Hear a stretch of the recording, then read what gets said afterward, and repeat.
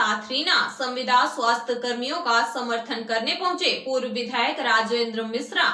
अपनी 2 सूत्रीय मांगों को लेकर विगत लंबे समय से संविदा स्वास्थ्य कर्मी धरना प्रदर्शन कर रहे हैं, लेकिन सरकार उनकी मांगों को अनसुया कर रही है।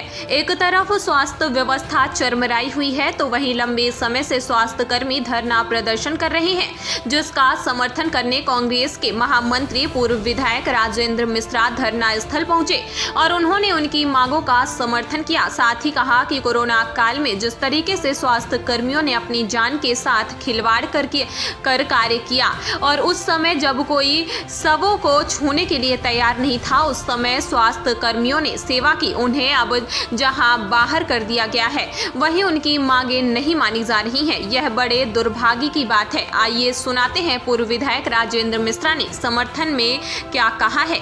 ये और विशेष करके ये संविदा कर्मचारी स्वास्थ्य विभाग के, मैं अभी इस बात को रेखांकित कर रहा था। कोरोना काल में इन्होंने जिस तरीके से जब बेटा पिता की लाश को लेने को तैयार नहीं था, जब घर के अग्रज के मरे हुए को कोई छूने को तैयार नहीं था, तब ये संविदा कर्मचारी पूरे राज्य में सेवा करते रहे। फिर से कोरोना की आहट सुनाई पड़ती है। हो सकता है राहुल गांधी की यात्रा रोकने के लिए हो, और हो सकता है कि उनको इसमें लगता भी हो कि ये ठीक है। ऐसे कर्मचारियों को अभी कल का मुझको पता चला कि ये लोग सामान्य रूप से ज्ञापन देने गए थे स्वास्थ्य मंत्री को। मैं कहना चाहता हूं कि ये कर्मचारी आपके हैं और आपके कर्मचारी होने के नाते ये किसको ज्ञापन देने जाएंगे? अगर इनको कोई समस्या है, कोई पीड़ा है, इनको कोई तकलीफ है, मुख्यमंत्री से नहीं मिलेंगे, स्वास्थ्य मंत्री से नहीं मिलेंगे, आखिर ये किससे मिलने जाए? और मिलने गए न ये कोई नारेबाजी कर रहे थे, न किसी को मारपीट कर रहे थे, न कोई आंदोलन उस तरीके का कर रहे थे। इसके बावजूद इनके कर्मचारी नेताओं को कल गिरफ्तार कर लिया गया। ये शुद्ध रूप से दमनात्मक रवैया है और कांग्रेस पार्टी माननीय कमलनाथ जी के दिशा निर्देश में इनसे मिलकर के इस बात को कह चुकी है कि ये अन्यायपूर्ण रवैया है। जहां कांग्रेस की सरकार है, राजस्थान में आप देख लीजिए, कर्मचारियों को जो उनका वेतनमान था वो पहले दे दिया गया, बिना मांगे दे दिया गया। इसी तरीके से छत्तीसगढ़ में दे दिया गया। मध्य प्रदेश में कर्मचारियों के साथ में बेचारों को भेदभाव करना, उनको नौकरी से निकाल देना, कैसे बच्चे पल रहे होंगे। ये महिलाएं बेचारी जो खड़ी हुई हैं, छोटे छोटे बच्चे जिनको पाल पोस रही थी, आज उनका फीस स्कूल में कौन भर रहा होगा? उनके भोजन का अगर वो रोता हुआ बच्चा विलाप करता हुआ एक बिस्कुट की मांग करता होगा, इनका चेहरा आप देख लीजिए कि इनकी स्थितियाँ क्या हैं। तो मैं इसलिए इन कर्मचारियों के साथ के लिए, इनके सहयोग के लिए और सरकार के दमनात्मक रवैये के खिलाफ में आज इनका समर्थन करने आए। के सामने बैठे हुए अभी तक कोई प्रशासनिक अधिकारी आया? नहीं, अभी तक नहीं, अभी कोई नहीं है। आपकी मांगे नहीं पूरी हुई? नहीं, निरंतर ये आंदोलन चलता रहेगा जब तक सरकार हमारी मांगे मान नहीं लेती। इसलिए कि 2018 में भी सरकार ने हम लोगों को धोखा दिया।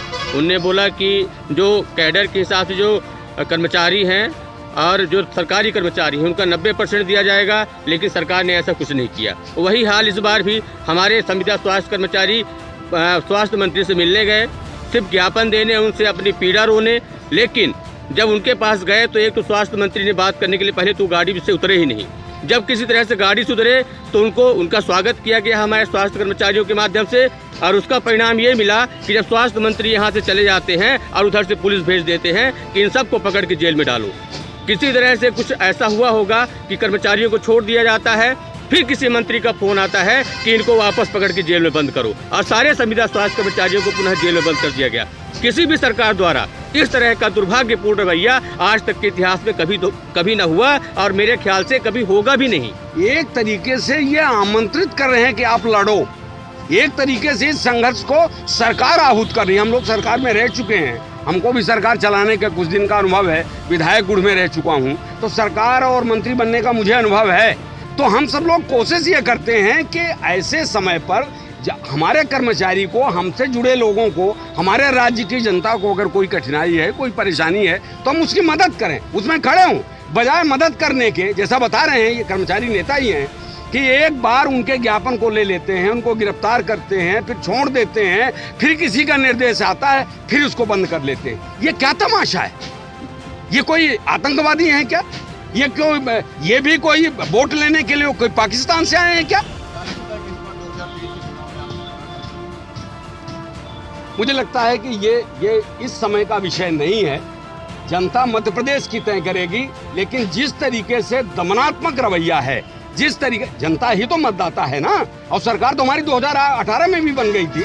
तो इसलिए जो दमनात्मक रवैया है कर्मचारी के ऊपर, बेरोजगारों के ऊपर, महंगाई के ऊपर, भ्रष्टाचार के ऊपर, उससे अपने आप लक्षित होने लगा है कि इस बार सरकार यहाँ कांग्रेस की बन करके रहेगी, कमलनाथ के नेतृत्व में बन के रहेगी। क्या मानते हैं, क्यों आपकी मांगे पूरी नहीं हो पा रही? देखिए, ये तो जो सरकार चला रहे हैं वो बताएंगे, क्योंकि ये हठधर्मिता है।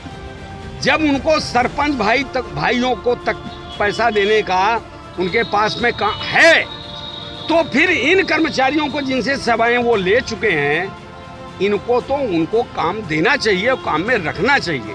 अब वो क्यों नहीं कर पा रहे हैं, ये तो सरकार से आप पूछे, सरकार बतावेगी।